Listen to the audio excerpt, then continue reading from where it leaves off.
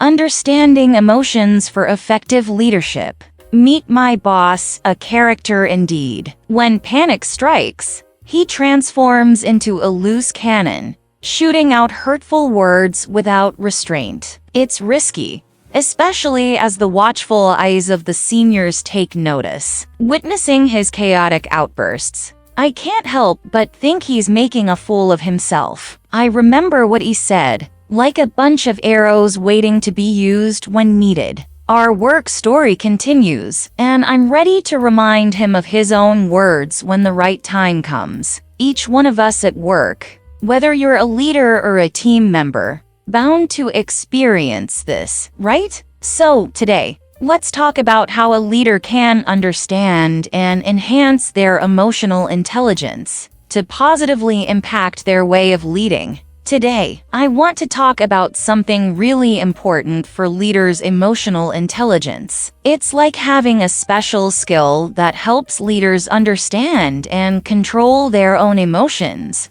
and also understand what others are feeling. I agree completely with the idea that leaders should be like experts in figuring out how others feel. So, emotional intelligence is a big deal for leaders. It's not just about being good at the usual leadership stuff. It's about knowing and handling feelings, both your own and other people's. Imagine you're the leader, and emotional intelligence is your secret weapon that lets you connect with your team on a deep level. You get them, you know what they need, what makes them tick, and you can solve problems when things get tough. Plus, you're really good at making sure everyone gets along and feels good about their work. It's like having a superpower worth spending time and energy to develop. Now, let's start with the basics. Knowing yourself. If you don't understand your own emotions, it's like trying to solve a puzzle without all the pieces. Self-awareness is the first step.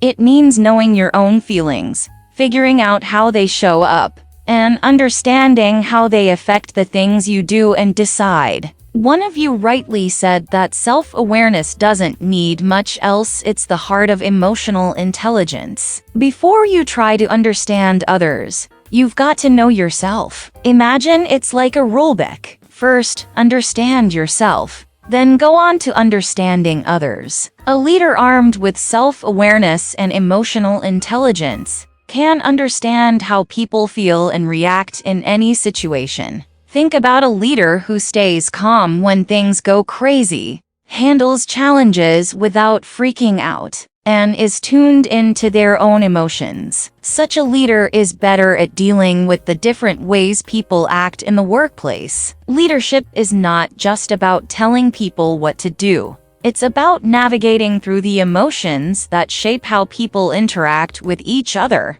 But emotions are tricky. Not everyone reacts the same way to stress, success, or failure. It's like each person is a unique puzzle piece, and leaders need to understand the special patterns of each team member. Some folks might be like emotional glass, really happy or really angry. For leaders, this means they need to be super empathetic and understanding. We heard a story about someone's boss who turns into a bit of a loose cannon when things get tough. When he's stressed, he says hurtful things, and it causes problems. This is a big issue because even the big bosses notice it. This is where emotional intelligence becomes crucial. It's not just a fancy skill.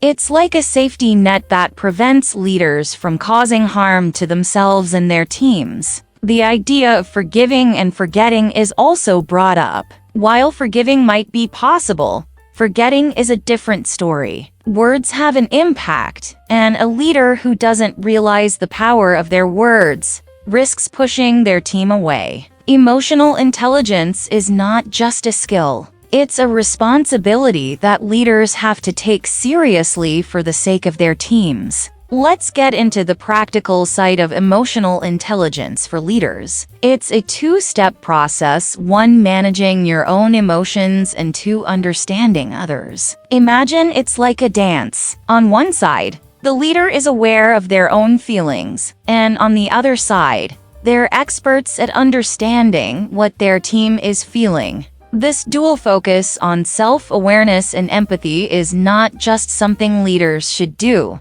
It's the key to being a really effective leader. It's also the secret to creating a workplace where people feel understood, valued, and motivated. A leader who is great at emotional intelligence sets the stage for a team that not only works well together, but is also emotionally strong. To sum it up, emotional intelligence is not a soft skill that's nice to have. It's a powerful tool for leaders. Those who take the time to develop this skill set create teams that are not just good at their jobs, but also strong when things get tough. So, let's all aim for that PhD in understanding emotions, navigating the complex world of feelings, and leading with both skill and kindness. Thank you. If you want more tips from me on boosting emotional smarts, just drop a comment. And if you found my research useful, give it thumbs up and subscribe to my channel. Your support keeps me going, and I'll keep sharing helpful stuff for all of us to grow, improve, and find balance in our personal and work lives.